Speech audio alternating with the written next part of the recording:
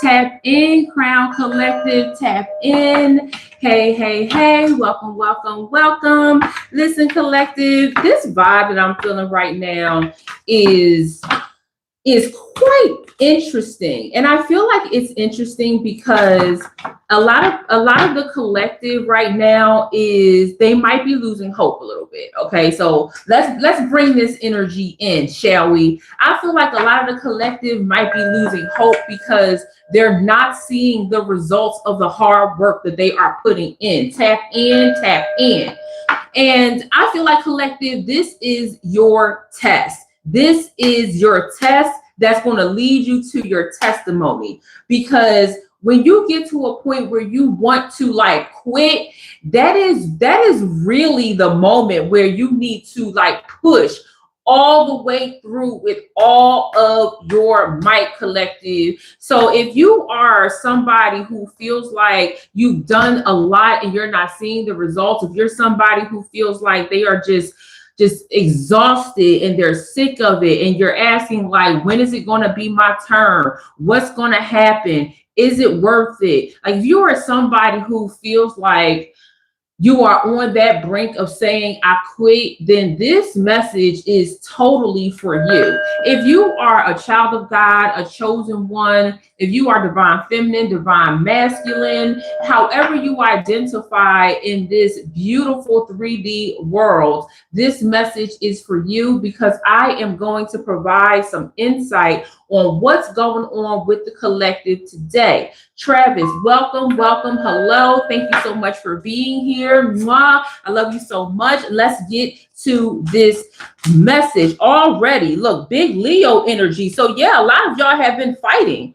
A lot of the collective has been like fighting. I feel like fighting for your name, fighting for your reputation, you're fighting for your blessings. I keep saying like, this is preparation season, right? What does preparation season look like? Preparation season looks like you creating a path for your blessings to come. But I feel like some of y'all might be overwhelmed at a lot of the movement, or what you perceive might be lack of movement for you. Tap in. And let me tell you something, collective. When you start to check things off of your list, when you start to create a pathway for your abundance to come in, it might look chaotic, but you gotta have some space for that stuff to move. When you create a lane for your blessings to come through, I need you to pay a special attention to it, collective, because you might confuse the movement of debris being in your way. Tap in. Hey, Leslie, with chaos from people who want to enact chaos. Let's make it clear. Chaos from the outside world, from the devil, from the demons, that type of chaos is noticeable because it distracts you from your purpose. When you have chaos where things that you are moving out the way is trying to find their rightful place in space, that's an organized chaos. Tap in. Not a move you away from your purpose chaos. So I need you to tap in and understand that's what's going on. So a lot of you have been fighting against the organized chaos, thinking that it's outside chaos, but it's not. Tap in. I need you to focus, collective. I need you to focus. The second thing I want to tell you right now, while I'm on the topic of focus, collective, is I want you to focus on hitting that like button, and I want you to focus on sharing this message, because YouTube is doing some funky stuff, and I believe that this message is worth hearing to anyone who is going on their spiritual journey. Tap in. Don't forget to like, don't forget to comment, and don't forget to share. So looking at this Leo card, I feel like a lot of you want to show, not only have been fighting, okay, not only have you been fighting, but a lot of you want to show that you are indeed, like, I feel like worth it, or you're trying to prove something to somebody, or you're trying to fight your way into spaces that, I'm gonna tell you right now, collective, you might be fighting your way into spaces that you truly don't belong in. And the reason why you're feeling that resistance is because you ain't supposed to be there in the first place. Collective, tap in. I need you to tap all the way in with this. I feel like with this big Leo energy, 411114. Okay, so a lot of information, a lot of downloads coming your way, collective. I said some of y'all might be feeling distracted, but let's understand with this Leo energy, collective, that there is a particular focus when we talk about the king of the jungle, when we talking about the lion, when we talking about like alpha energy, when we're talking about like showmanship, when we're talking about being creative and explorative, like there is one thing that we have all seen and been able to recognize is that when it's time to go, it is go time. Okay, the lion don't care about what's happening over there. The lion don't care what's happening over here. What it is focused on the destination, focused on the mission. Even when things around it there might be noise going on, the lion can hear the noise. Tap in. The lion can hear the noise. The lion can feel the movement. And it's like, I deal with you if I got to deal with you. But the fact of the matter is that it is like focus on that one thing. And what I tell you, collective, this is your preparation season, and your blessings are about to pour down on you. So collective, if you are fighting, if you feel like you just been fighting and you're not seeing your results, do not place your bets on the fact that you don't see your results right now. Place your bets on the fact that you are doing this for a bigger purpose, which is your divine purpose, and that God is going to reward you for being obedient and doing the work. Tap in. Let me tell y'all something, collective. I'm channeling this message as I'm looking at this Leo card, because some people out here are cubs. Okay, some people out here are fake lions. Some people out here wish they had the strength of the collective, of the crown collective. Okay, and the fact of the matter is that they are pump faking. They are lying and lying. They lying on being a lion. Tap in. Oh my gosh, they are lying on being a lion. This is a, what do you call that when a word sounds alike, but it's spelled different, it got different meanings? Like, I feel like we are talking about the collective and their mission, and we're also talking about these simile. Thank you, Travis. Travis, that's why we family. Okay, thank you. So we're talking about the collective and their mission and staying focused, and we're talking about these lying demons that are trying to get you off of your mission. Tap in. And let me tell you something about these lying lions. Okay, these lying demons, these heifers are flunkies. Oh my gosh, these heifers are flunkies.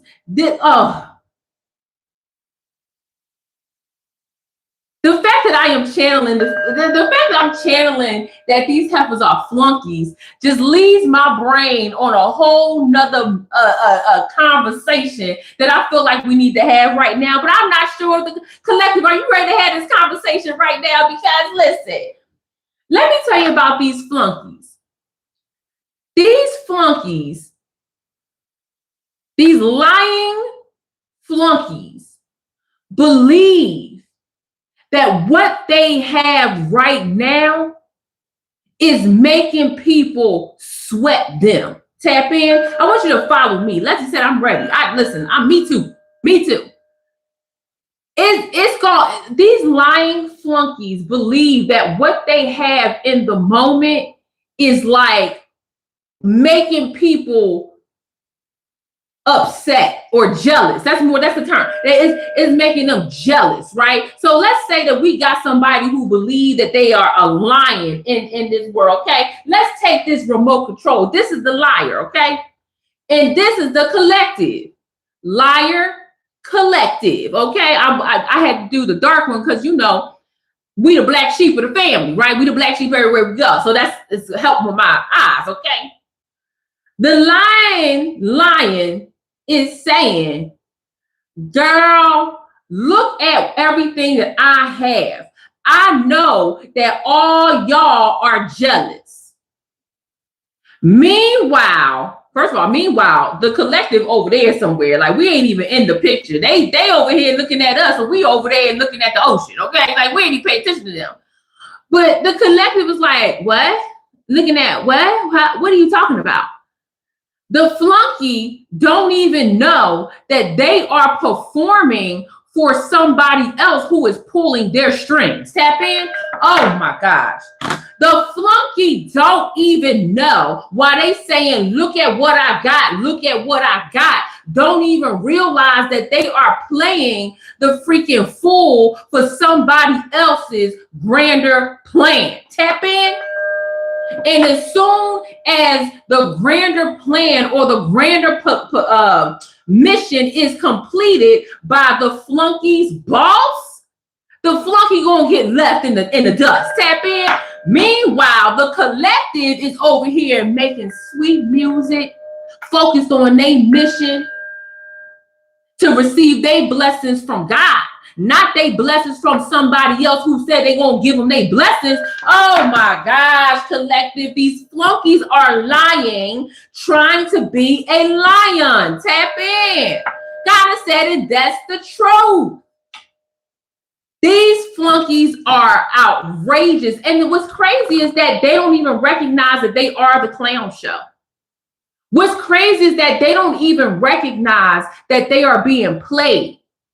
But see, they would have known they was being played had they had the Leo energy that we are all embodying right now as the collective. They would have known they getting played for Fools Collective had they not tried to fuck the collective off. Tap in. Had they not trying to, make it seem like the collective was eating off of them while they eating off of another person that's also on the sinking ship. No, the collective is over there minding their business, winning. And they are winning because if God is with them, who could possibly stand against the collective? Tap in. You and your whole crew? No, absolutely not. Ooh, we collective. What's on the bottom here? Accomplishment. At the bottom, number 8. Ooh, a big yes, a hard yes. This card is straight up pointing out at me.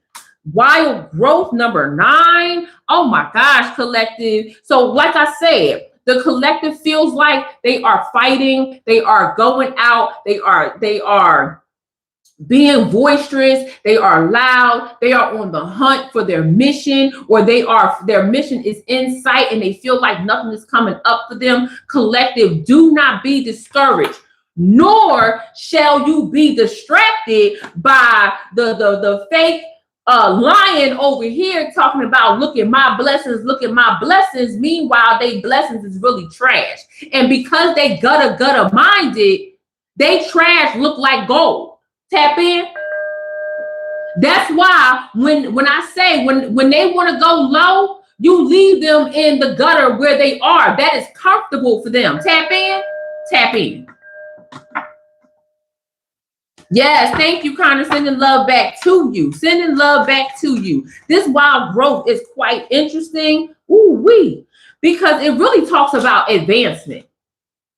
Call me AI, sir. I'm the answer. I'm in the playoffs, sir. I advance, sir. What? That's Nikki.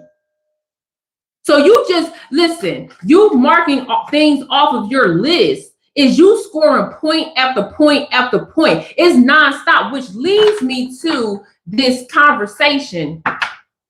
And y'all can correct me with how I'm giving this this message, but I believe I have the players right. Okay.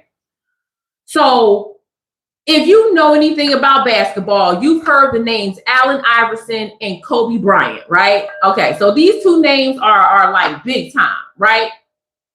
The answer and the mumble, right? Tap in.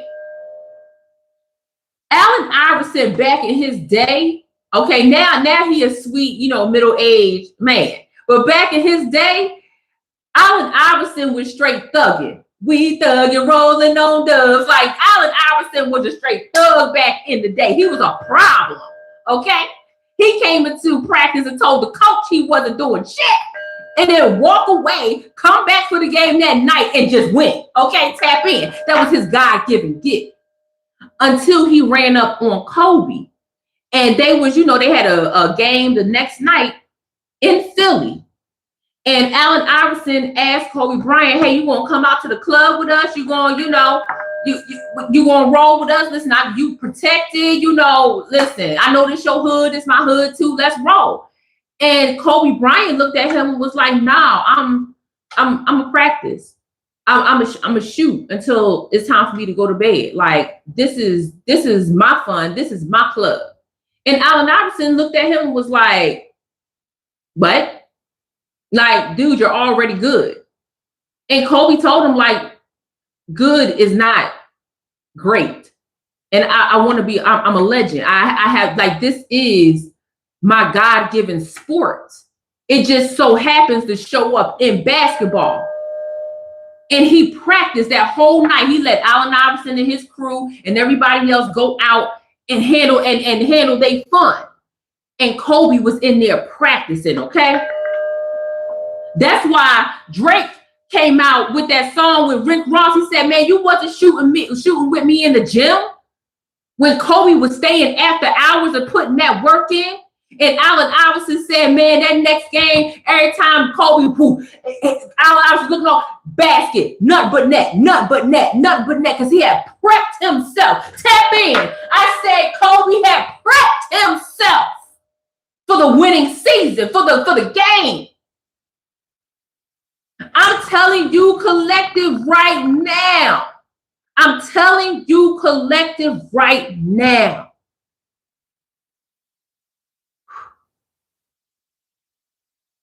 When you prepare yourself for the championship, no matter what the distraction is, a distraction can be another legend. Kobe was a legend even at that time. AI was dang sure a legend up in Philly at that time, okay? Both of them had sneaker deals, clothing deals. Both of them like repped they space. One just put in his time with the mission. And the other one took that precious time that could have been with the mission to go out and have fun and pay for it the next night. Tap in. Now I gotta be real with y'all. I don't remember who won the game that night. Quite frankly, it's irrelevant. Because when the great who went out and said they had fun looked over, and every time he went to go do something with Kobe was just like, whew, there's nothing but net. It shows that even the great was unprepared. Tap in. Ooh-wee. So I'm saying, collective, even if in this moment, if you don't see the blessings coming down, you don't feel the inkling, that means that you are still in the midst of your preparation season. Tap in. And you cannot hinge your blessings on how somebody else believes they about to receive theirs. Tap in. Your mission, your focus. Ooh-wee, number 9. That's an absolute yes. It's an absolute yes. And it's, downloads on top of downloads. The fact that I even brought up collective, that it can be a great against a great, a legend with a legend. Okay, thank you, thank you, Travis. Be coming to me. A legend with a legend.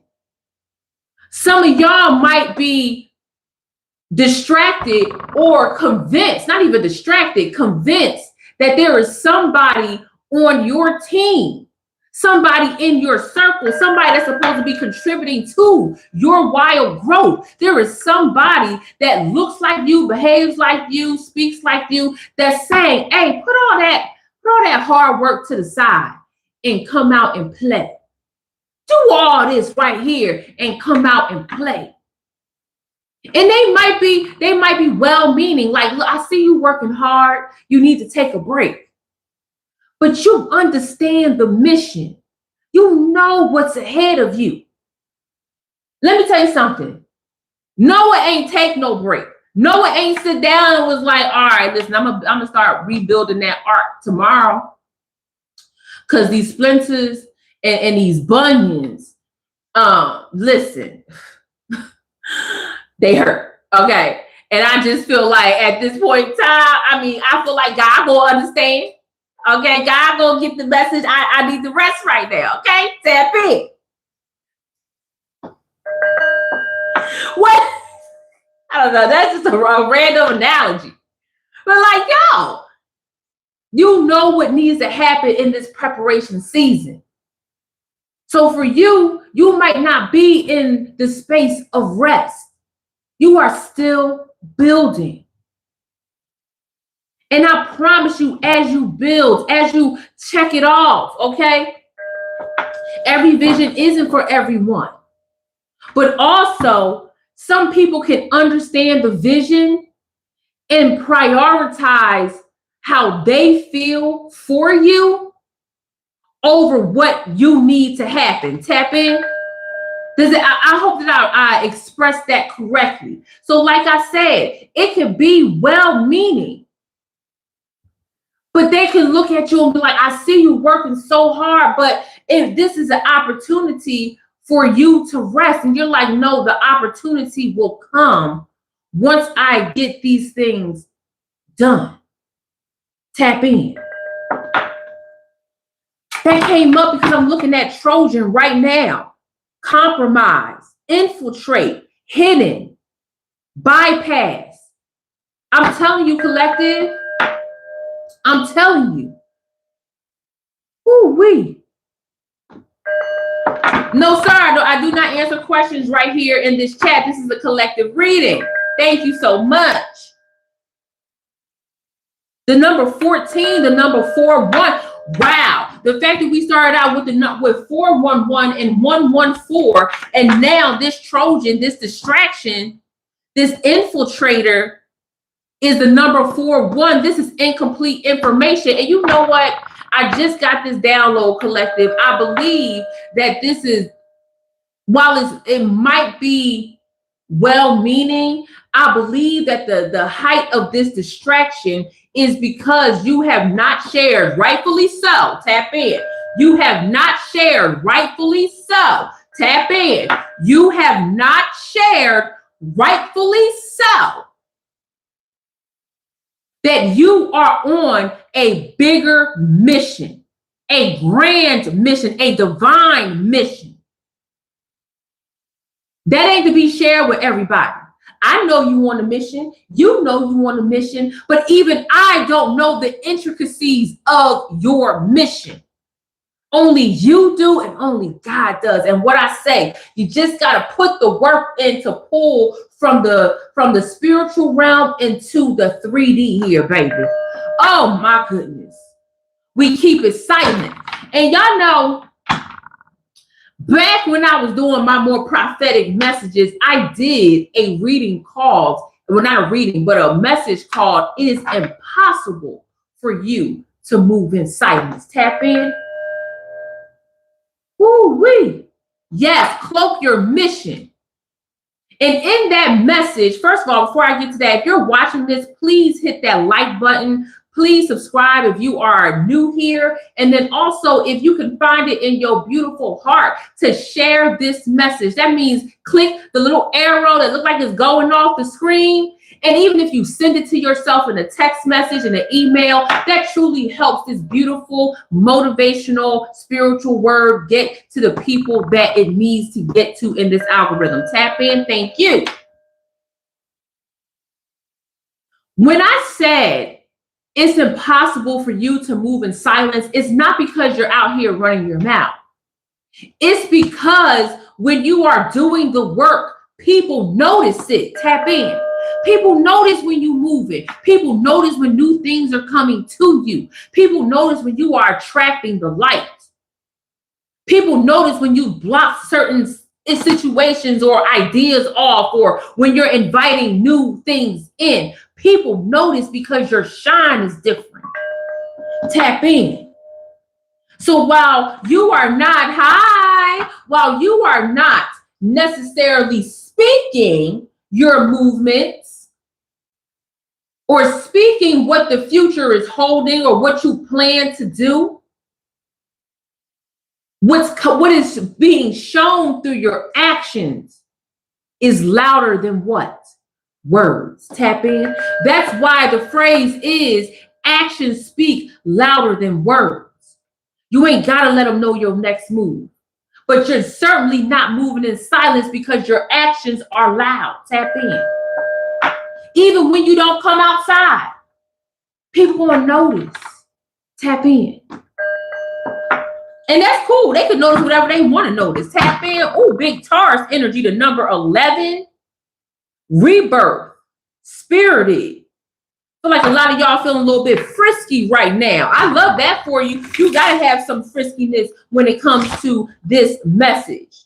Oh, yes, some of y'all might start to feel a little bit lonely here, separated, but not even feeling a bit lonely. No. I feel like a lot of you collective might actually be choosing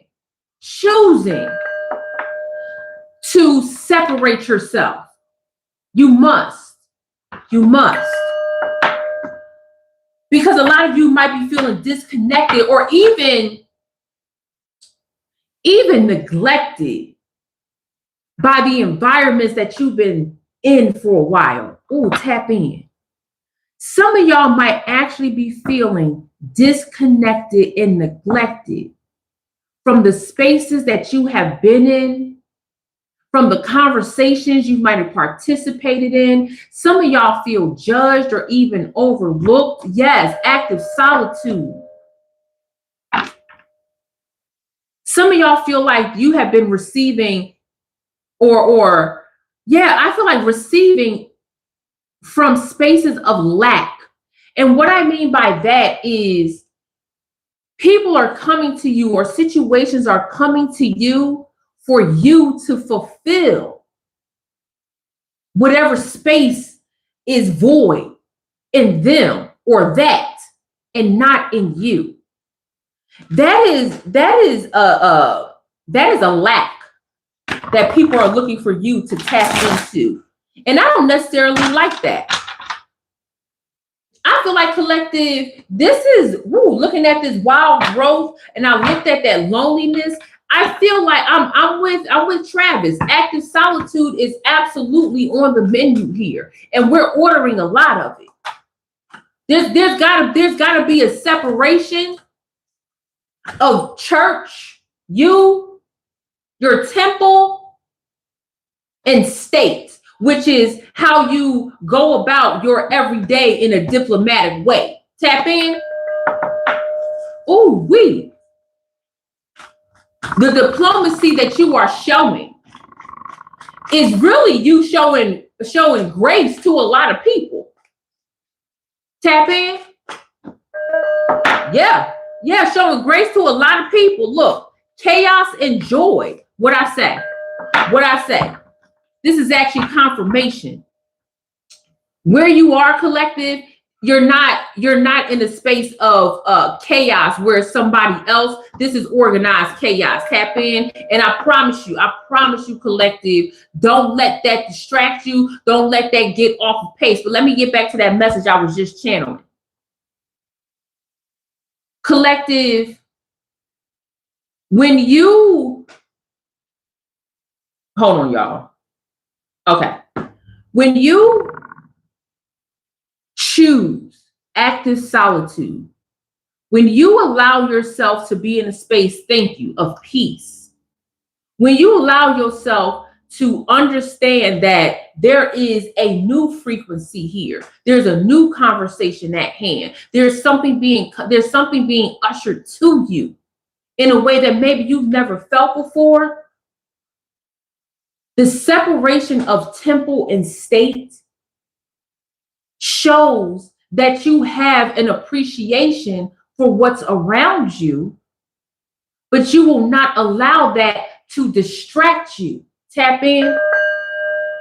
You will not allow that to infiltrate the sacredness, the sacred space and frequency in which you built.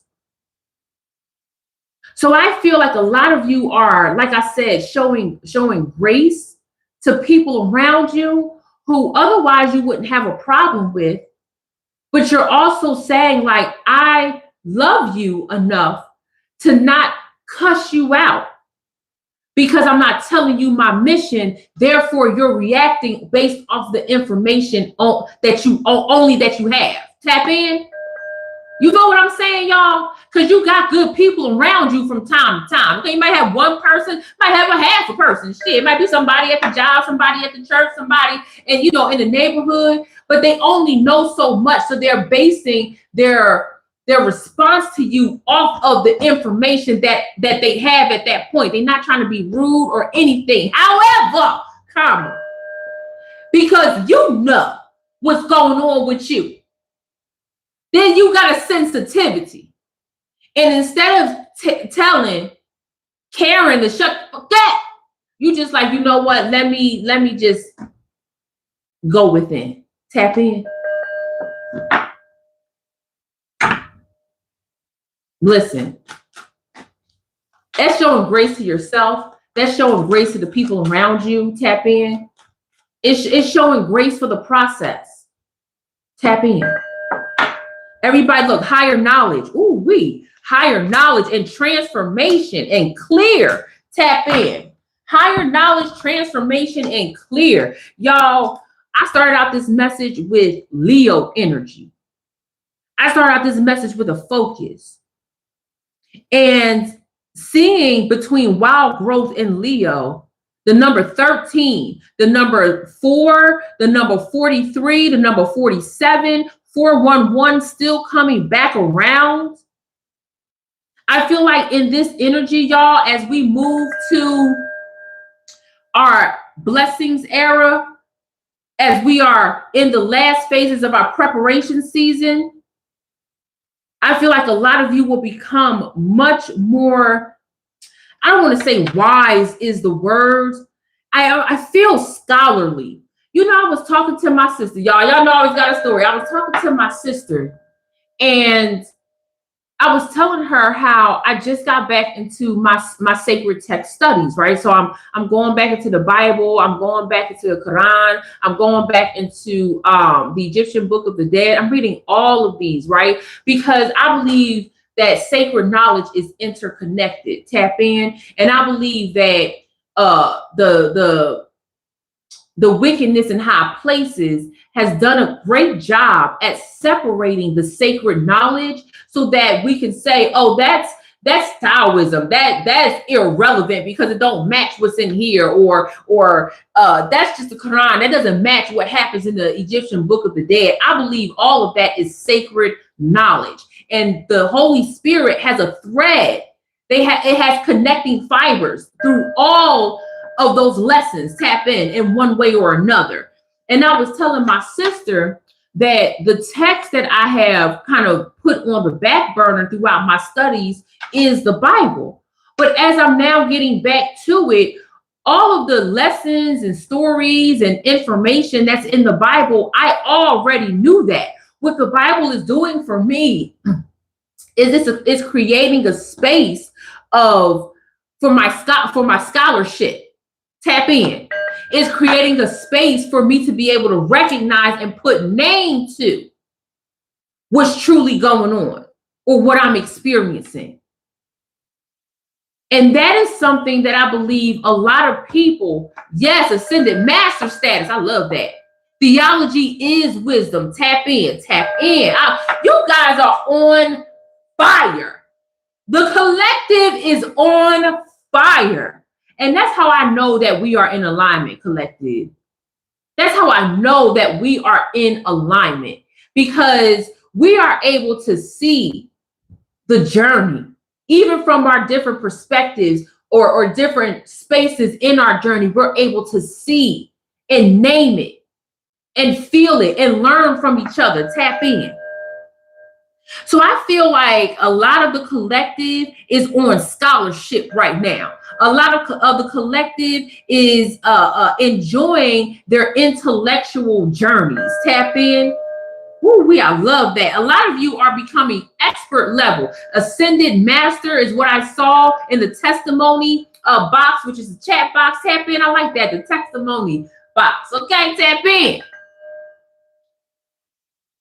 A lot of you are tapping into an astuteness or maybe even this level of discernment that you haven't had or experienced ever in your life. Tap in. And when you enter this space of scholarship, let me tell you something. You can go into your studies in one frame of mind. That something is true, is not true, or actually not one frame, three frames of mind. True, not true, or I'm open to learn, right? I don't know, but I'm open to learn. And I feel like the collective, based off of their journey, has gone into a few of your missions during this preparation season, because there are many, right? There are many micro missions, side missions, as they call it, have gone into this thinking one way, but still open-minded and ready to receive, and found out that the resistance that you were giving to God, to the universe, to the situations, to the chaos, the resistance that you were giving was out of place. Tap in. Collective, I'm reading you. I'm understanding. I understand this journey just like you understand the journey. Your resistance was out of place simply because that resistance is a form of protection. Tap in. So you like, no, ain't nothing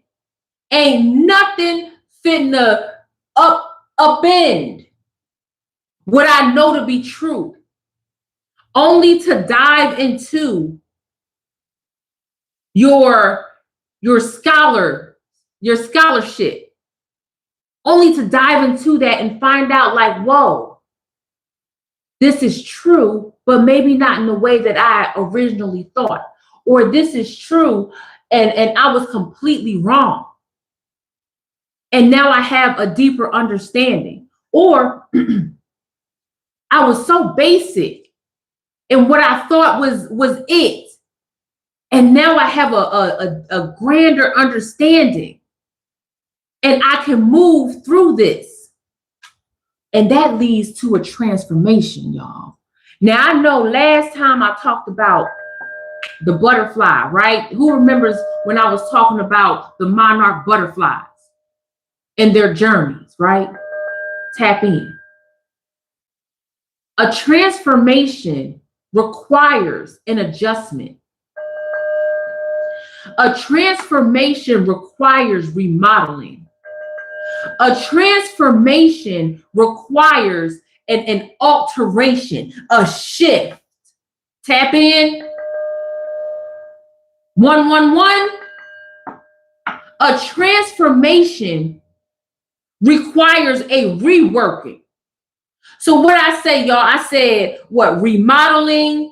I said alteration, remaking, reworking. There's a transmutation happening here. It is re.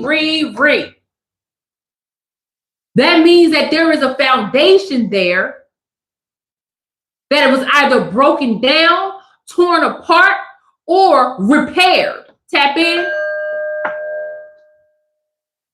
And that's why I'm leaning towards like this scholarship that you have, this opportunity that's in this preparation season, this opportunity that is there. Oh my gosh.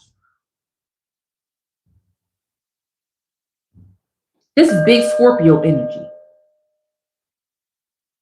This is the shift. Not you are going into a shift.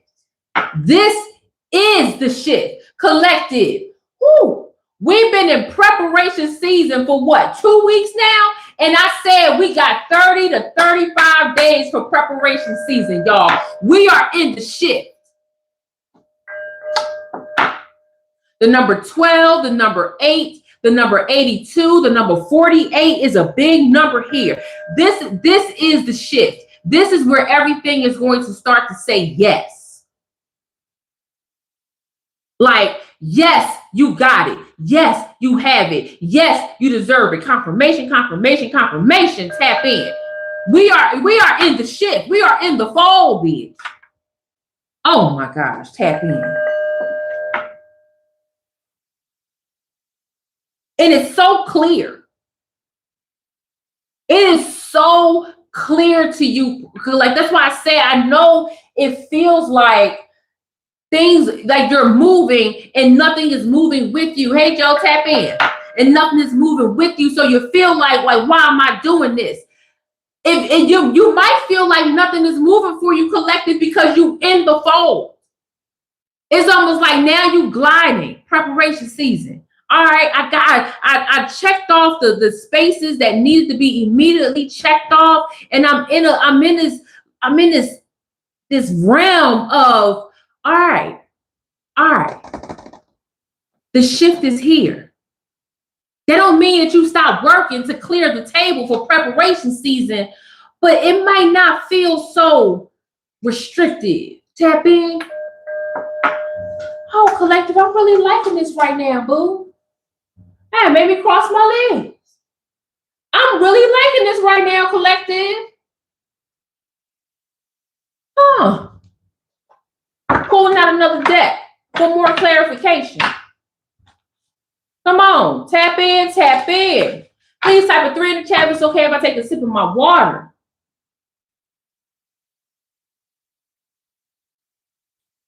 Ooh, that water fire.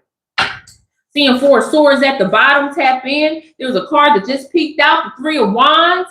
Absolutely. I'm telling you, Ascended Masters shows yet again higher knowledge. The 3 of Wands is walking through a complete threshold. Tap in. Ace of Pentacles. Oh my gosh, it's so clear. With the 6 of Pentacles, tap in.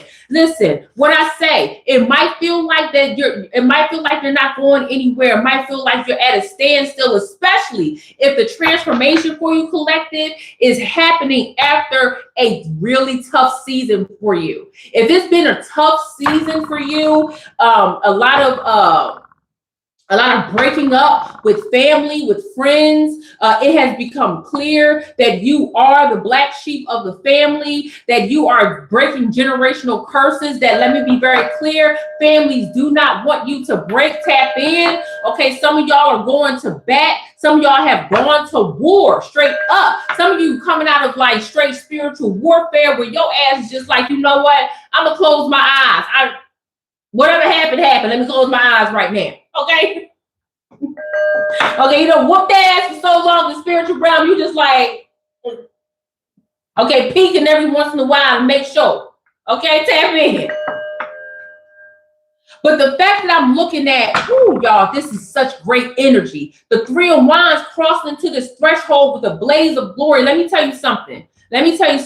Transformation that came up, collective, with clearing the way for this portal. That's why I might feel a little strange to you, collective, because you've been doing so much in your past seasons that this moment right here, because it's kind of like quiet, you like, is this real? Is this happening? Yes, bitch, it's happening. It is happening for you.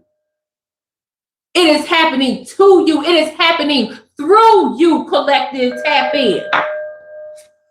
Ace of Pentacles is in the middle. It's being hugged by the 6 of Pentacles, by the 3 of Wands. So there's like, the movement is big, but it's also like, for you, it's big. But there's also like this narrow window.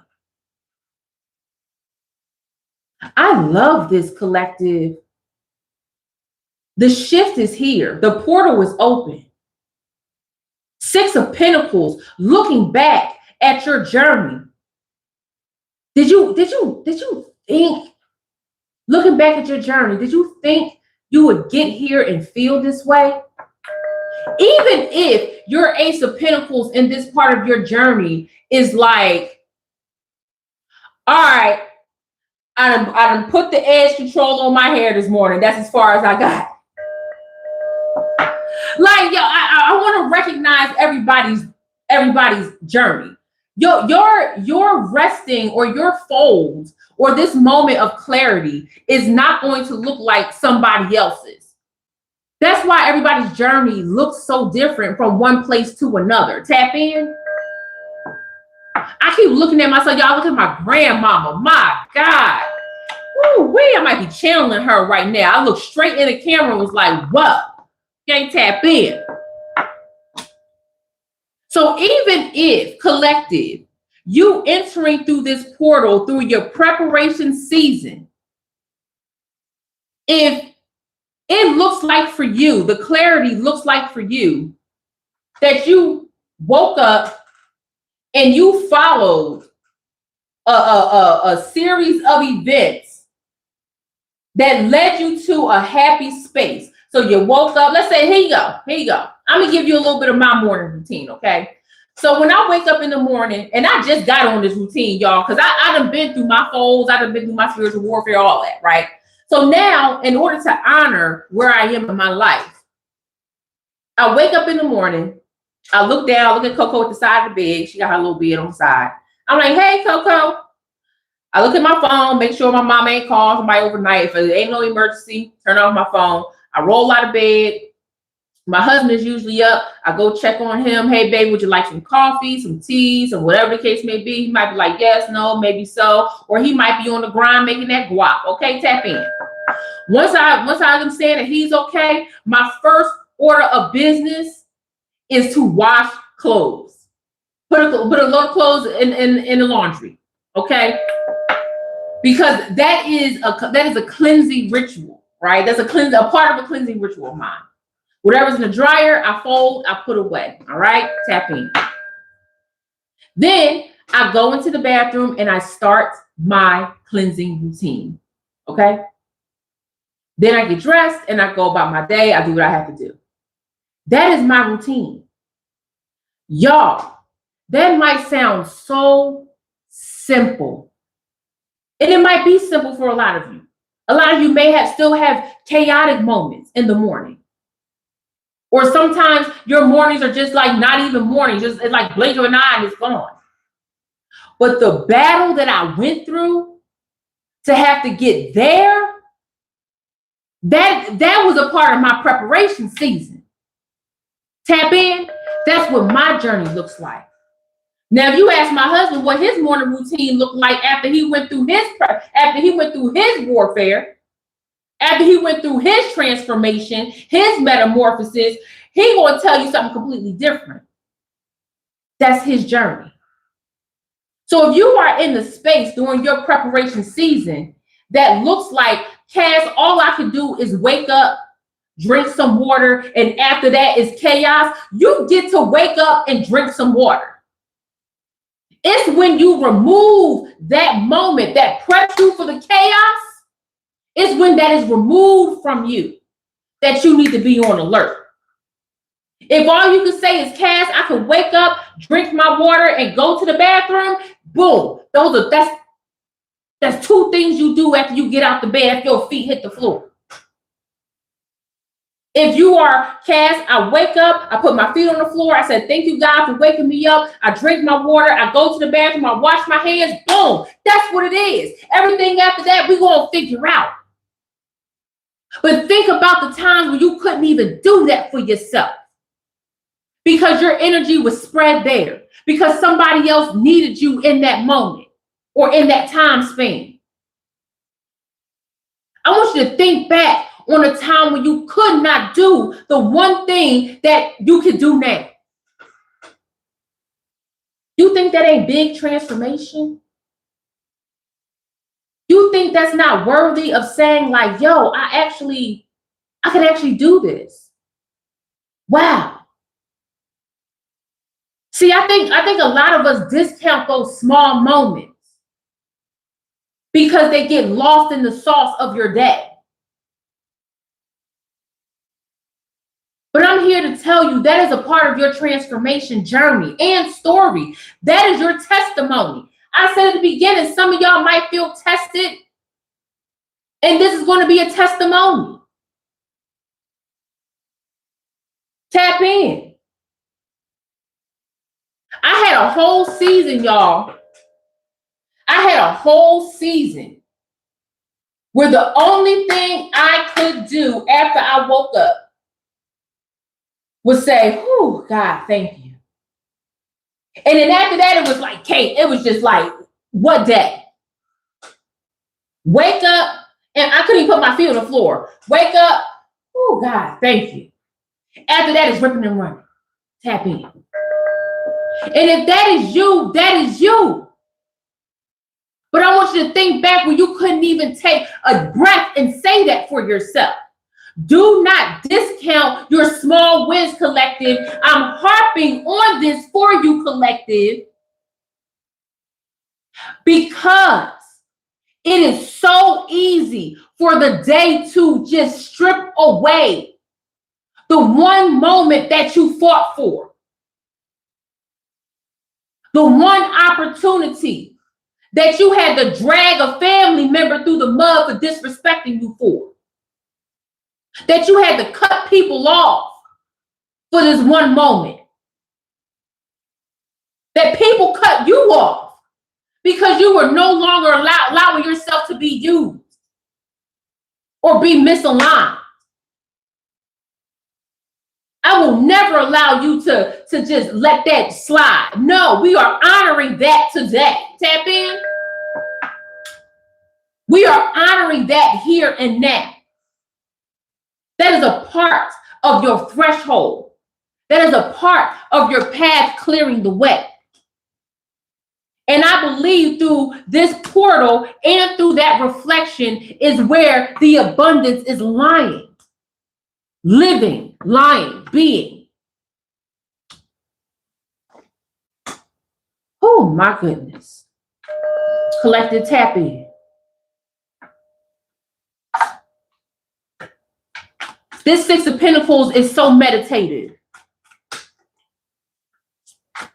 You know,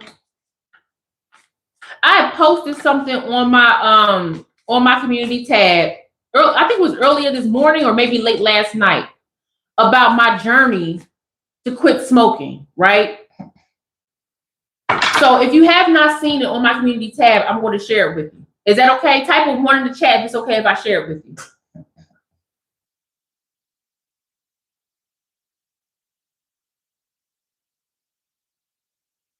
I'm about to pull it up, y'all. Give me a second. And I might actually get a little bit emotional. Because it's a part of my divine journey, y'all. So give me a second.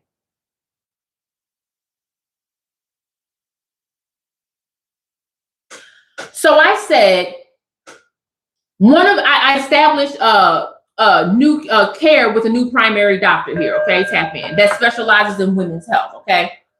And one of the preliminary questions new doctors ask is about your alcohol, your substance intake, and tobacco usage, right? So how much do you smoke, how much do you drink, how often, right? That type of thing, right? Tap in.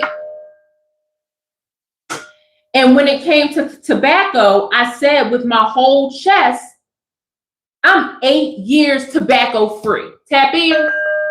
You couldn't tell me that I was going to quit. American Spirit Yellow Box, bitch, you couldn't tell me nothing, okay? Tap in. No, I was not a Marlboro Newport girly. I was an American Spirit Yellow Box girly, okay? You couldn't tell me nothing. And the doctor asked me, she said, good for you. What made you want to quit? And I said, I want to breathe. I wanted to breathe. I didn't want to have to walk up a hill and be out of breath at that age. I didn't want to have to walk to the store and have to stop midway. I wanted to breathe. And my energy,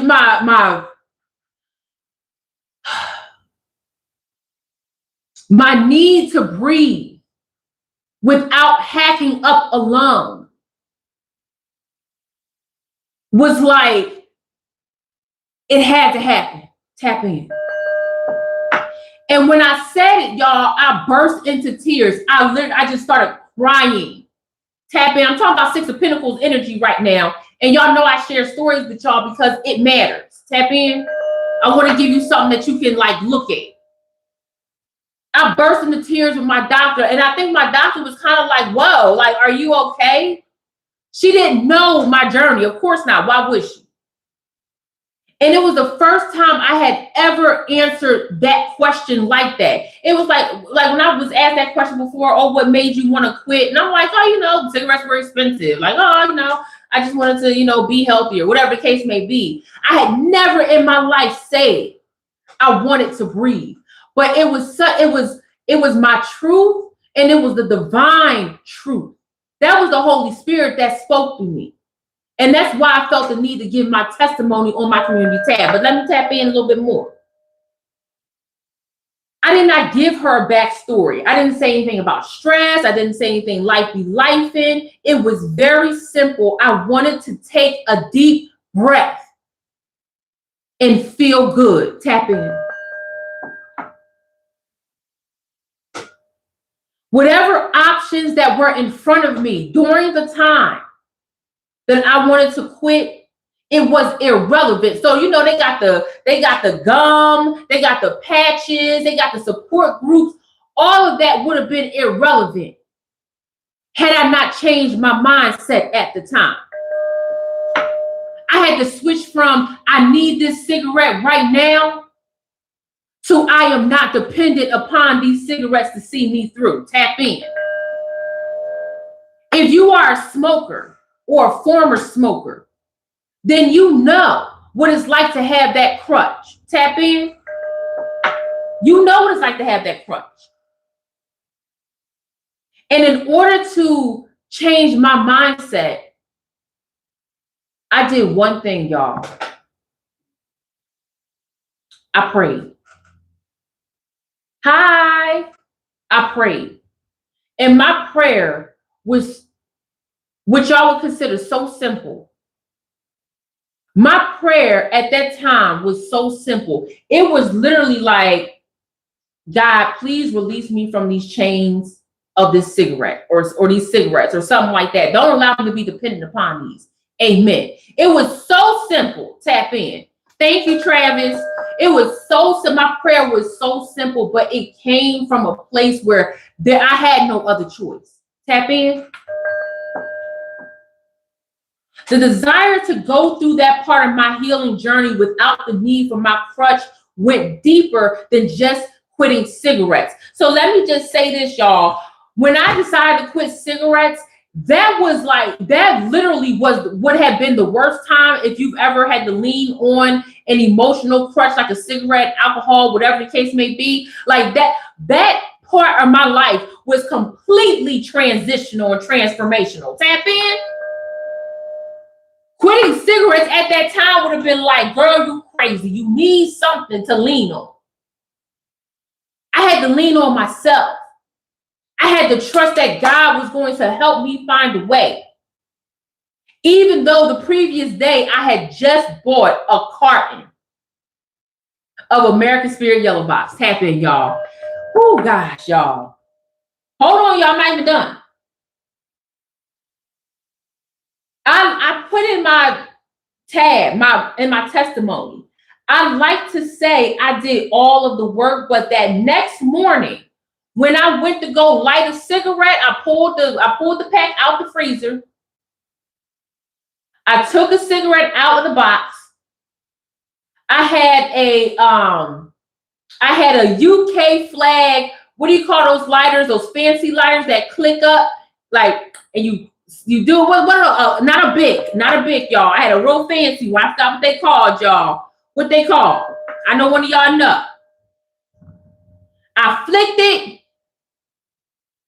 and when I say it didn't even light, yes, a Zippo. Thank you. You guys are, gosh, we hear y'all. A Zippo. Thank you. Not a torch. Oh God, not a torch. The cigarette didn't even light before I took a whiff, and I was physically ill.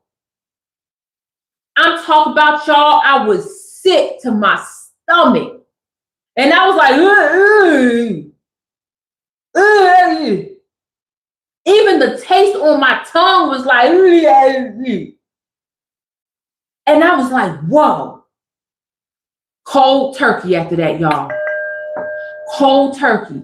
Y'all, I had smoked since I was a teenager. I come from a family of smokers. My mama smoked. She's stopped well for over 20 years at this point. My mama smoked. My uncle smoked. My dad still smoked. Grandfather smoked. Auntie smoked. Whole family of smokers. Cousins smoked. Whole family filled with cigarette tobacco users. And that was the moment I had broken a generational curse. In the middle of one of the biggest transitions and transformations of my life, I let go of an anchor behavior. Tap in. That was all God. Tap in. That, when I say preparation season, was a part of my preparation story. Tap in.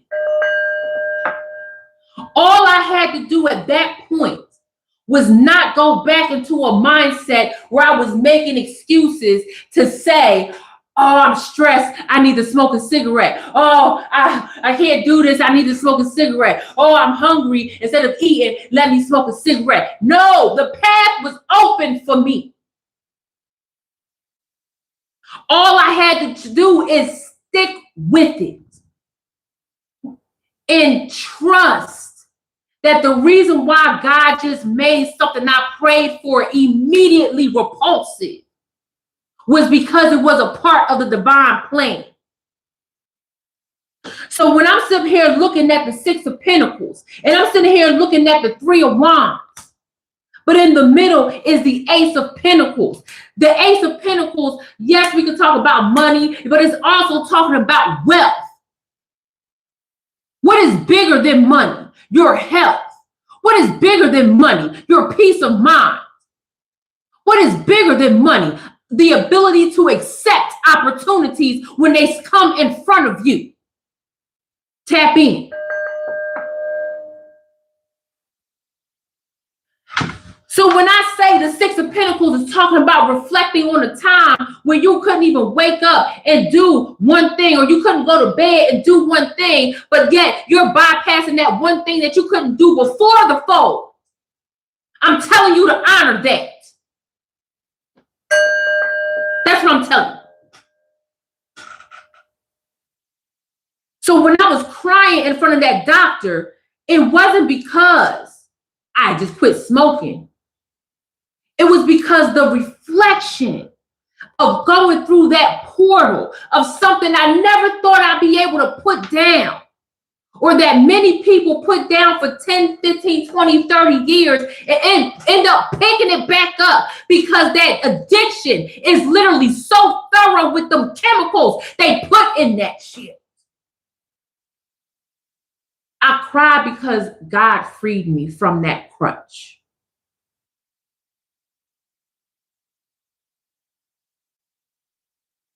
So when I talk about behaviors, when I talk about reworking, that was a reworking of my mind.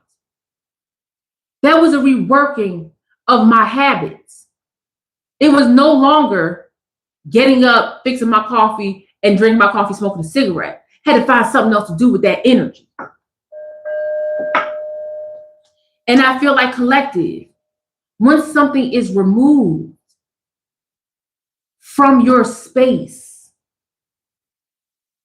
that was not conducive to your health, your growth, you were able to fill that with something else that does contribute to your growth and your health. and your wealth. So if all you have is a moment of time to say, God, thank you for waking me up this morning, and you weren't able to do that last week, last month, last year, that's cause for celebration. And the divine light in me honors and recognizes the divine light in you. Namaste.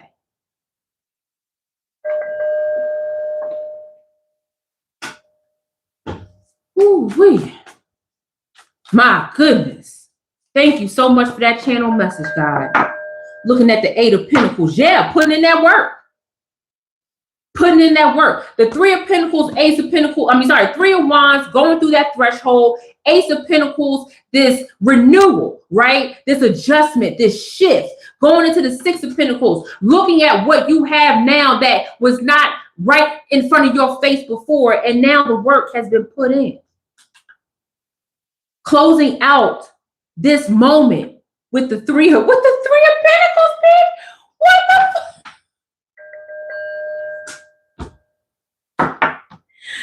We start out with the 3 of Wands, which is a trail, a blazing trail of opening up this portal, right? This energy, opening up this frequency that's saying, "Hey, collective, look at me. Here I am. Come walk through it." It's on easy mode right now. Yes, you're still preparing, but understand that phase of preparation is leading you to the next level. Yes. Oh, thank you. BZA Garden, thank you for that testimony. Tap in. So we done went from the Ace of Pentacles to the 6 of Pentacles, which is nothing but a reflection of how you got here, to the 8 of Pentacles, which is telling you the hard work has paid off in your preparation season, to the 3 of Pentacles that's saying, welcome it. Literally welcome it.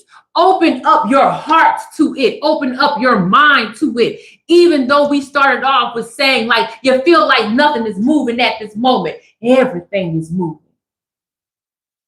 You ever wonder the reason why everything, this message, tap in. You ever feel like the reason why everything don't feel like it's moving, or you might feel kind of stuck, is because you are in the center? Tap in.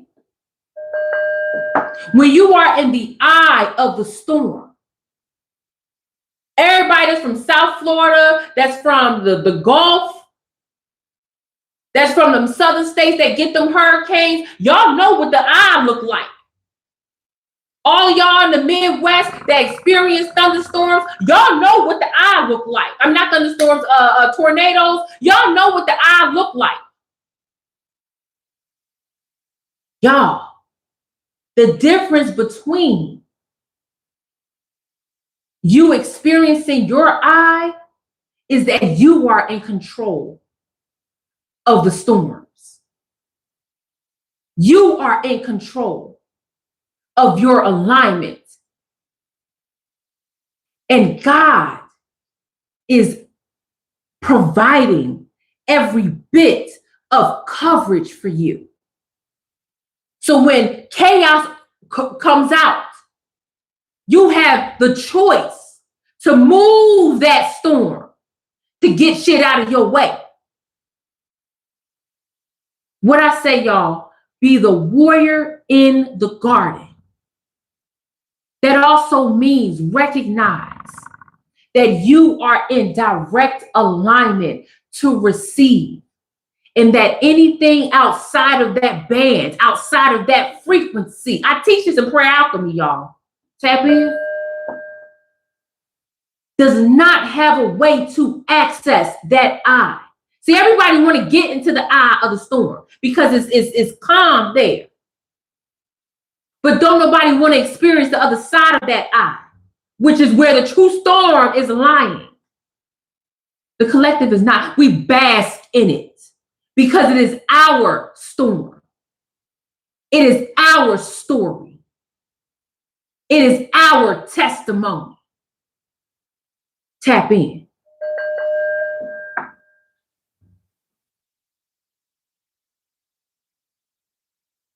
Ooh, this message, collective. Ooh, wee. I'm sorry, y'all. Give me a second. Y'all.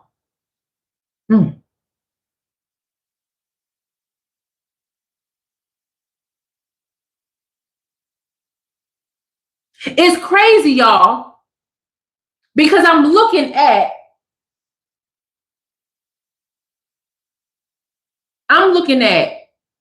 lion energy, or Leo energy, actually, which is the information. So this is the download, right? This is you ready to go. And that lion, that Leo energy is headed straight into wild growth. That is hugging chaos, that is flanked by joy. The reason why wild growth and joy can flank chaos is because the chaos would be considered the eye of the storm. I know it seems counterproductive, but it's true. Because people want to know, how can you be so calm when you know what's coming? That's because the transformation, the higher knowledge, remember, you are on scholarship here. You have educated yourself. You have gone through the train. You've been going through training day. Okay? Literally. Why would you live in fear? God literally says, there is no need to fear. As I walk through the valley of the shadow of death, the shadow of death.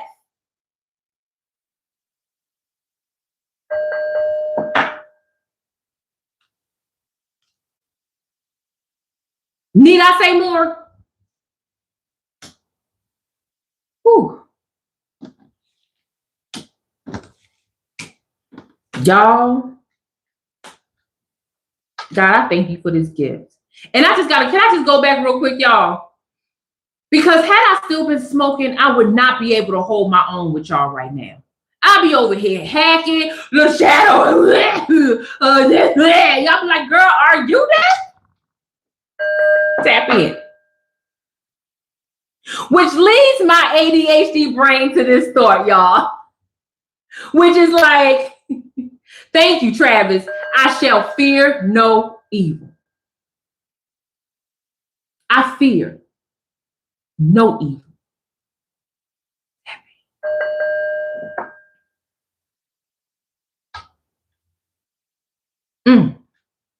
Back to my ADHD brain thought, okay? Who remembers, tap in, I promise you we're gonna circle back around. Who remembers that infamous interview with Cat Williams on the now disgraced Club Shay Shay? Okay, well, that interview's not a disgrace. The man is. Tap in. Who remembers that? Type of one in the chat you remember. Been trained by the best. You can't, if you trained by God, can't be trained by nobody better. Type of one in the chat you remember that. Okay. Okay, I'm seeing the bells. I'm seeing the tapping in. People are saying, yes, I remember. Okay.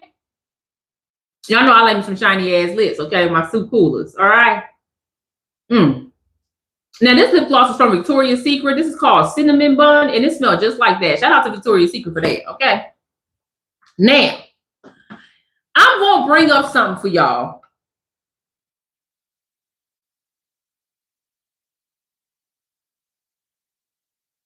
Oh, my husband said, I hope that y'all having a sophisticated day. He would say that. He would say that.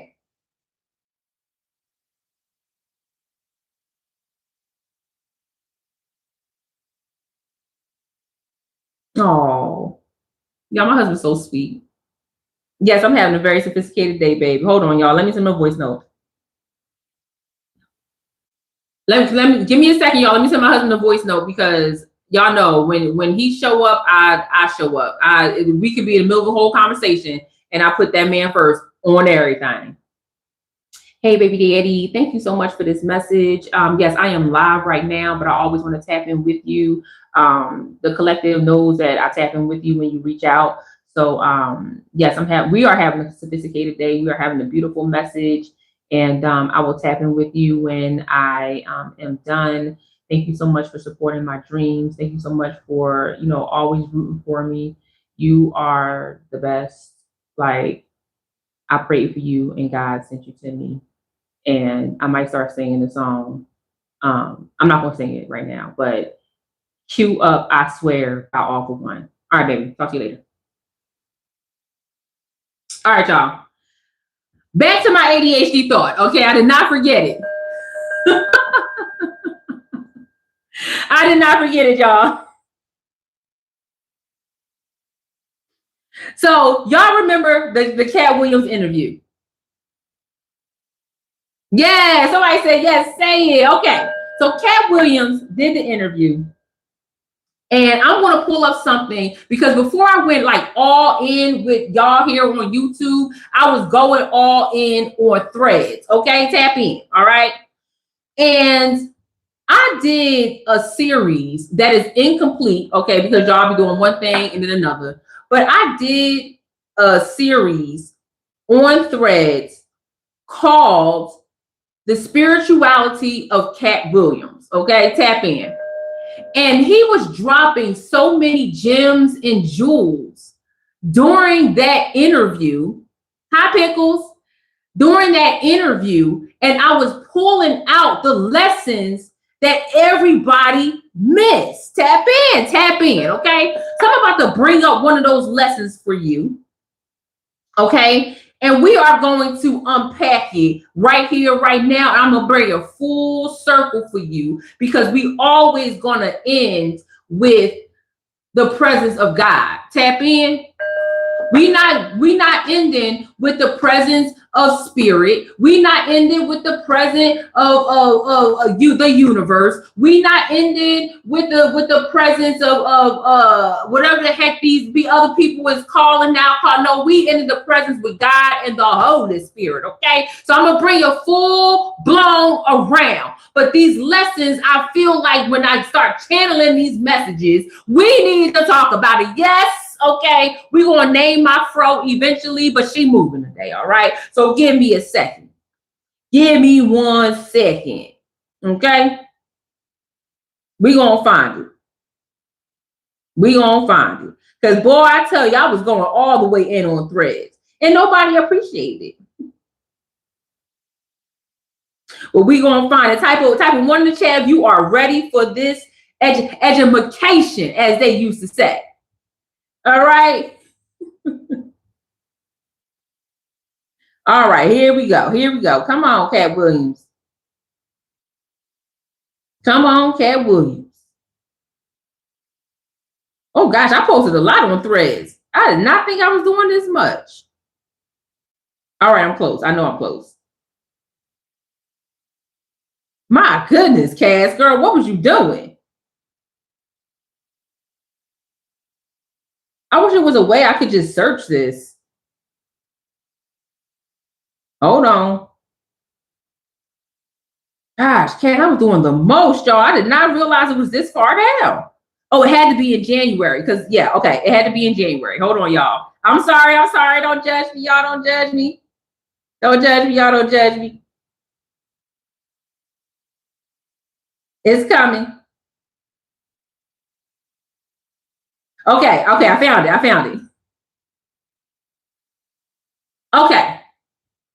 Now this, I have to bring in this point because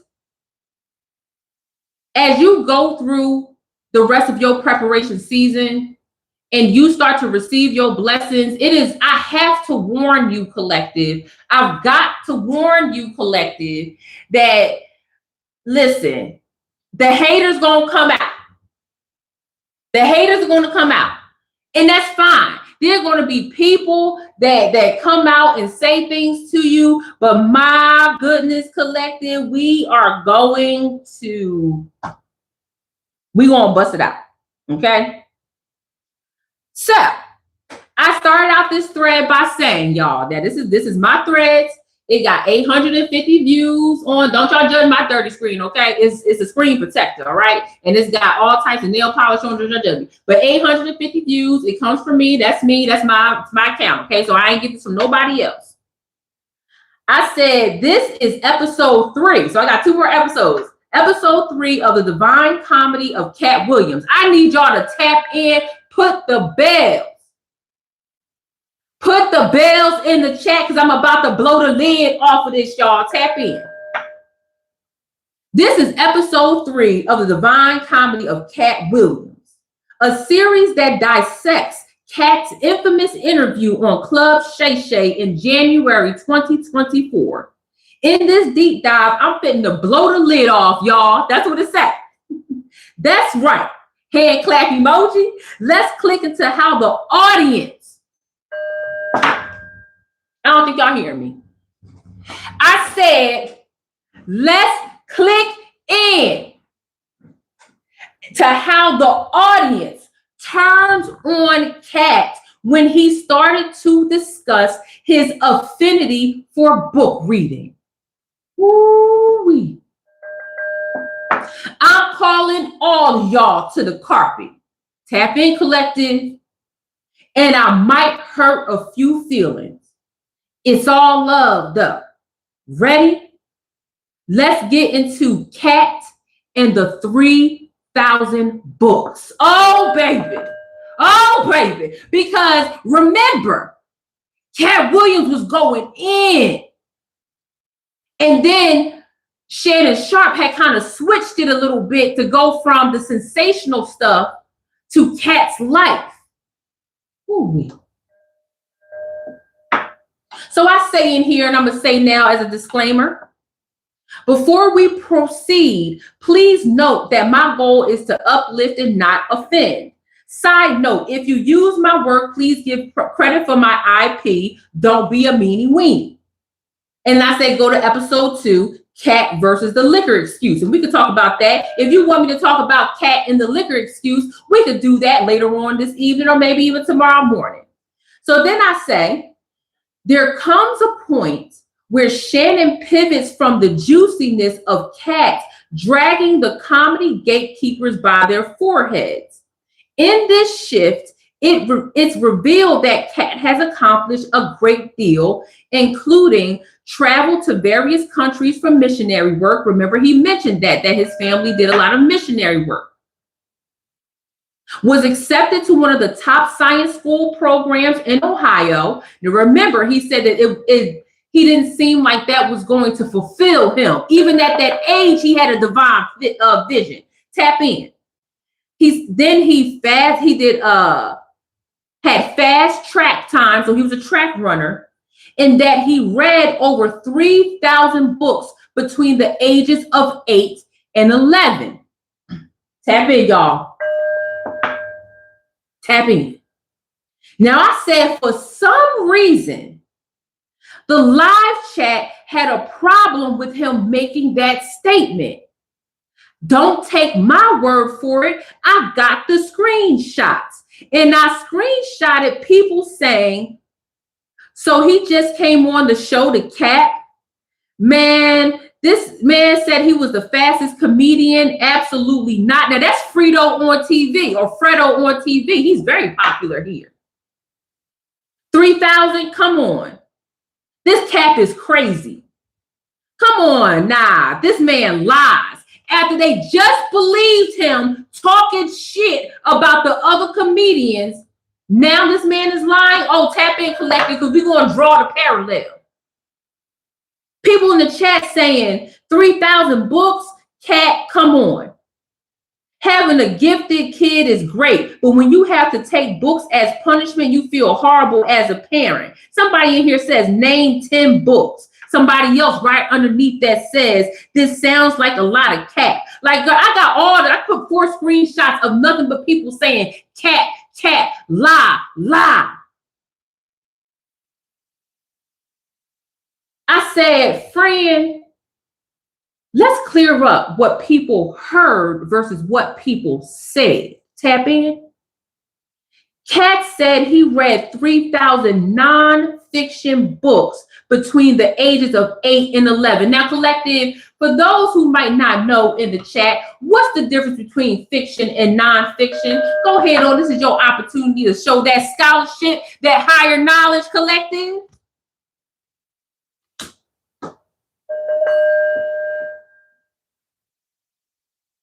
Cat said he read 3,000 nonfiction books between the ages of 8 and 11, not 3,000 books per year. That's what people heard. People heard that he read 3,000 books per year. Thank you. Thank you. Now that that statement is cleared up, let's unpack why his statement clicks and holds merit. Oh, collective. People read a lot. Libraries and bookstores exist for a reason. Have y'all ever interacted with an avid reader? I was raised by one. And if you ask my parents' childhood friends, they say head always in the books. To this day, my parents, I'm talking about my mama, can clear 7 to 10 novels a day. A day. Not on no e-reader, although she has plenty of those. But I'm talking about physical books where you hold in the book like this. Okay? Also, have you ever been to a book convention where all the book aficionados from all walks of life get together with the authors and read? It's not cat to read. And 3,000 books in 3 years is almost 3 books a day.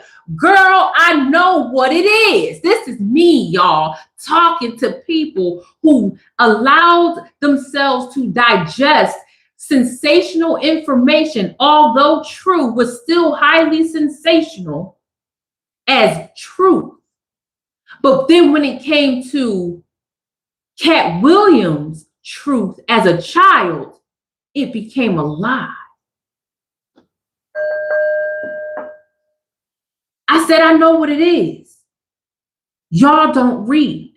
Therefore, a child could never read as many nonfiction books.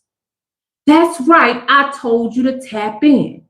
Because the way the chat believed the BS, but not this, is wild. Especially because, here we go. This is where I say, you ain't got to tell nobody about your plans. They're going to be able to see it. And this is where I'm validating what Cat already knows about himself and what we know about Cat, but I'm validating the way that he presents himself. I said, especially because Cat Williams has displayed qualities unique to high-level readers. Tap in. I said,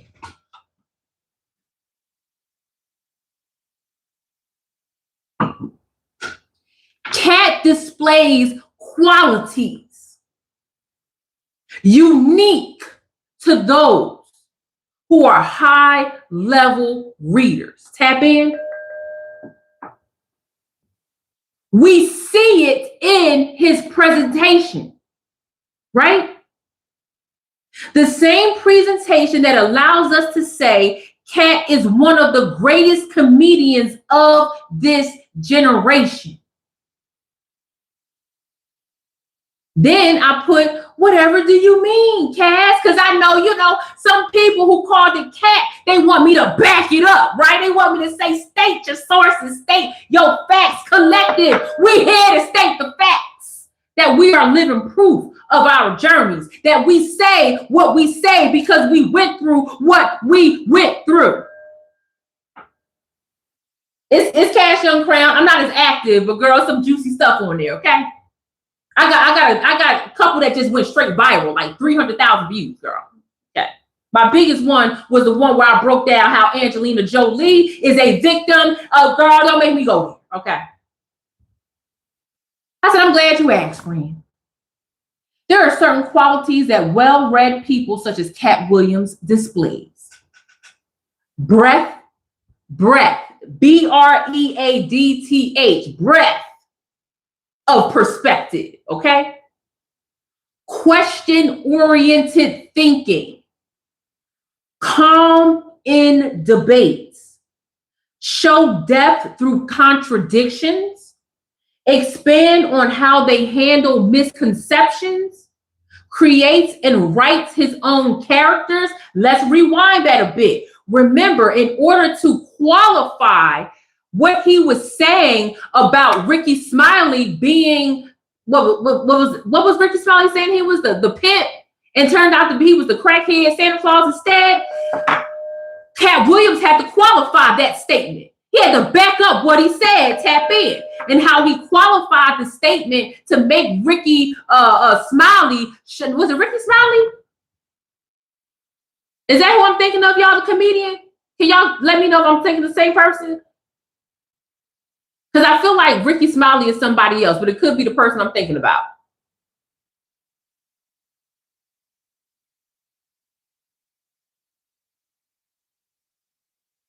Let me know, y'all. In order to qualify that, he had to say, wait a minute, Money Mike, tap in. Money Mike was an original character. I wrote, thank you, Divine Bliss.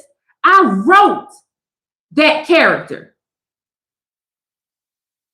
Nobody else could have delivered those lines the way that I delivered Money Mike. Tap in. Can you see Ricky Smiley playing Money Mike? I have over X amount of Emmy awards and awards for writing my hit. There are no writing credits for him. That is my character. So I use his testimony and his proof that he is a creative director by saying he creates and writes his own characters. That is a testament and a unique point for people who are avid readers. And then he emphasizes lifelong learning. And I break that down in episode 4. Oh, y'all. It's not just one check mark. It's the combination and the constant flow of how Cat Williams presents himself. Cat displays all of this and more. It's a shame that Cat wasn't believed with this, especially given how he maneuvered through his teenage years. He talks about being homeless. Ooh, I itchy, y'all. He talks about being homeless in his teenage years. So what's the takeaway? Well, let me break it down for you so that it can forever and consistently stay broke, collective. Yes, Pip. The spiritual takeaway is that people will ride with you until you say and do something that is impossible for them to accomplish on their own. Collective, you will experience this. Many of you have already experienced it through your spiritual warfare journey, through learning who you are, through disconnecting from people disconnecting from you, through your conversations with God, from your scholarships and higher learning. People will ride with you until you say or do something that is impossible for them to accomplish on their own. Cat is loved. Do you hear me? Cat is universally loved by us, the collective. Yet it didn't stop people from calling him a liar when he spoke about an activity that allowed him to thrive in an adverse environment and later in his entertainment career. When you reach a point where you get to list your accomplishments, people will act quickly to discredit you, collective. I mean, what? Girl, it's in my bag. I was in my bag on this one. Clearly, I was pissed off. Okay? There is a disconnect between what they think you should achieve and what you've actually done.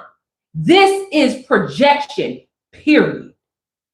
And the biggest takeaway from me in this is that it's not about the feasibility of reading 3,000 books. Okay, that happens. It's about how people's unexamined insecurities warp their view of reality. Sometimes it's easier to call impossible on someone else's grand achievement than to admit it's impossible for them. But they haven't even tried. This is the spiritual root behind doubt, the protective cloak over personal fears that keep them from stepping into new territory. By calling Cat a liar, these folks sidestep the uncomfortable truth that they could push their own limits if they just believed in more. The crowd's disbelief reveals more about their potential than Cat's. Let that sink in, friend. This is called the mirror of incredulity. Oh, yes, bitch. Oh, yes, bitch. When I said we are ushering in our own new world order, and I don't give a good goddamn about these wickedness in high places, and what we do is we combating that. We are focused on combating that by calling out the bullshit and putting a name to it. This is called the mirror of incredulity, collective.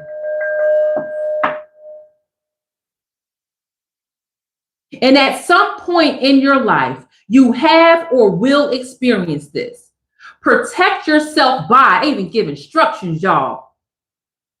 Protect yourself by affirming your truth, maintaining healthy boundaries, reframe their doubts as opportunity, surround yourself with expansive thinkers, and recenter on your why. Let me close this out with love. Sometimes someone's refusal to believe can motivate you to refine or expand your capabilities. Oh, tap in. Their denial springs from their lens, not your value. When you become crystal clear about your convictions, purpose, and worth, you evolve into someone who doesn't just say they believe in themselves, but shows it through straight up high level spiritual alignment, collective.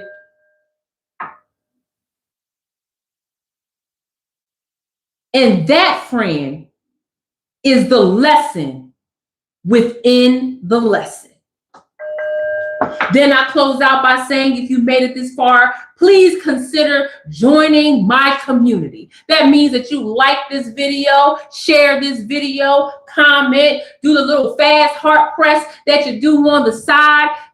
Go ahead on in the chat and say, hey, Cass, I see you, Emery. Hi, baby. Emery always sending me spiritual stuff in the emails. Music that I listen to. Videos with lessons in them. So I want to give you a shout out, E, because I appreciate you. And it does not go unnoticed. Y'all, when I say breaking down Cat Williams' interview was a joy and a pleasure, tap in. I mean it. All of that is on my threads, okay? You can watch it. Now you like, well, Cash, you read all that. You said you're going to bring back full circle. Yes, I am. Okay. Carmelo Anthony It's crazy how this basketball is coming up, right? Type you on the chat, you know who Carmelo Anthony is. If you don't, I'm about to tell you anyway. Carmelo Anthony, is he now retired? I don't even know. He's a basketball player, okay? I think he played for the Knicks at one point. Carmelo Anthony has a podcast, okay? It's a podcast of a bunch of men sitting on another couch interviewing somebody, okay? As if we don't have enough of those. Now, in these interviews, I always look at people who are asking certain questions, okay? Who's asking the questions? Are you even qualified to ask the questions? How did you even get to be on this podcast if you don't know how to ask investigatory questions? Because a lot of these folks in this interview did not, they were asking such surface level questions. When you are in front of somebody, hey, Frederica, when you are in front of somebody that holds a spiritual compass as clear as cats. I believe that interview was capped off. And that it's been a long time since Cat Williams has sat down with anyone to be interviewed appropriately. Cat Williams, if this ever gets to you, my name is Cash Young Crown. I'm an intuitive speaker and spiritual motivationalist, and I see the lessons that you drop. Please allow me to interview you right here on Cash Young Crown's YouTube. Now, clip that and put it out, okay? As you just saw, Cat, I broke down one piece of your conversation, okay? Now, Carmelo Anthony, the basketball player, Leslie White, listen, Leslie. He asked Cat Williams, did you know in that moment that interview was going to do what it was going to do, right? Did you understand your impact? And in so many words, tap in collective, in so many words, Cat Williams said, yeah. You know, I give my time. I'm very intentional with how I give my time and what I say on these interviews. I'm very intentional with it. And so I knew that I was going there for a purpose. And that purpose was to clear my name. That purpose was to set the record straight and to expose some information. And one of the other guys on the couch said, you know, that interview was it was prophetic. Okay, it was did you know? I know you already answered it, but did you know it's gonna be prophetic? I'm paraphrasing, but I mean pretty much is what he was asking. And I was like, dude, this is the question. Tap in. Okay, Cat Williams is a prophetic speaker. Of course he knew, but surface level. And Cat Williams was like, oh, you mean when I called out the Diddy trial, or when it was something else that he called out, I can't recall right now, but when I called out the Diddy trial and I called out this, situation, TD Jake stepping down, he was like, yeah, I got it, yeah. And he's like, I knew because, I knew. And then, listen, Leslie, instant headache, because what? Anyway, don't make me go there because I'm gonna get off track. But then Cat went over their heads, as he does, because when you have a specific anointing like Cat Williams does, which is he's a visionary who has trained himself through many mechanisms, including reading. He said somebody had asked him were you scared to say these things? And he said, no, I'm not like everybody else. I'm not scared to say these things. And the guy responded back with a great question. He did good. He said, why do you think other people are scared? And Cat Williams said, because they will take you out. He actually said he said the whole word. So they will actually take you out. They will take you out because they don't value human life. Tap in, collective. This is what he's saying on the interview. You can go see it. Like, he said they don't value human life. So it ain't nothing for them to excommunicate you from this planet. Tap in. He said ain't nothing to send you to the next dimension. Tap in. But my message is through God. I was sent here to say a message. And if God is with me, if God is sending the message, how can I possibly walk through the valley of the shadow of death and fear any evil? Now, he didn't say that in part, but he said, how could I possibly be scared or fear? I added the Psalms part because essentially the man is a magician. Okay, he's a healer. He heals through realistic comedy. Tap in. Those interviewers, you could see in the hey glow friend, you could see in the positioning, in the aura, there was a shift because they knew they could not hang with that one moment of him recognizing, like, this is the Holy Spirit that's speaking through me. If all they could do is threaten me with that, they've got nothing.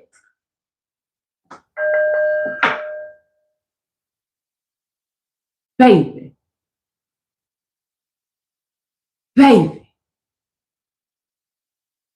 So as I bring it back full circle, y'all, remind me, I'm gonna have to clip this section, just put it up separately because I feel like that was a whole word. As I focus back right here, and I'm talking about your preparation season and what it feels like and the different energies that's aligned with it and how you might feel like you're not doing enough, but truly you are in the eye of your storm and you now have control and alignment and you're going through this threshold and you are walking into abundance. You are your mindset is clear and you are filled with joy and you are honoring your scholarship and you are becoming more astute and perceptive, and insightful and discerning, and you are welcoming all of it.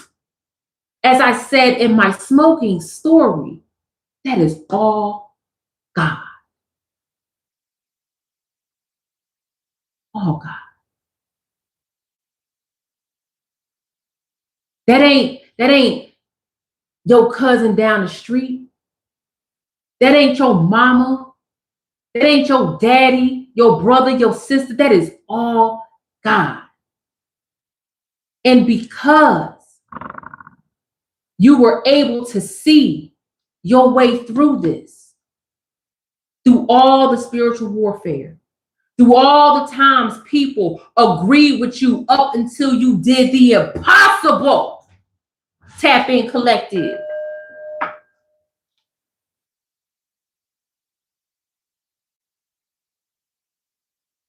All the moments you thought you wasn't going to make it. All the times you suffered. The grief, the loss. People that you spoke to one day didn't wake up the next day.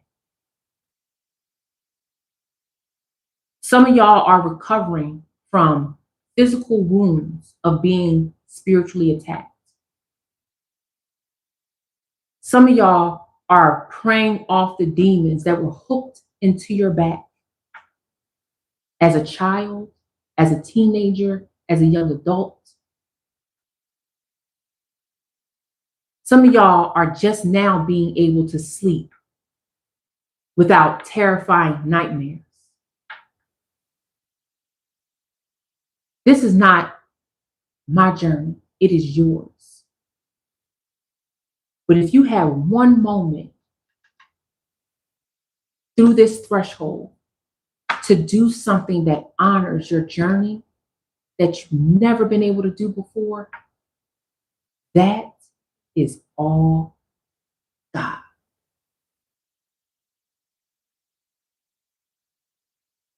Period. And I bring these examples to you and thread them in a way that leads to a bigger message, because it is necessary to know that you are not alone in this journey, that it is not as cold as the world wants it to be or tells you that it should be, and that there is a community of people like the Crown Collective that is championing you through, even if the only small thing that you can do is wake up, drink your water, and say, thank you, God, for another day.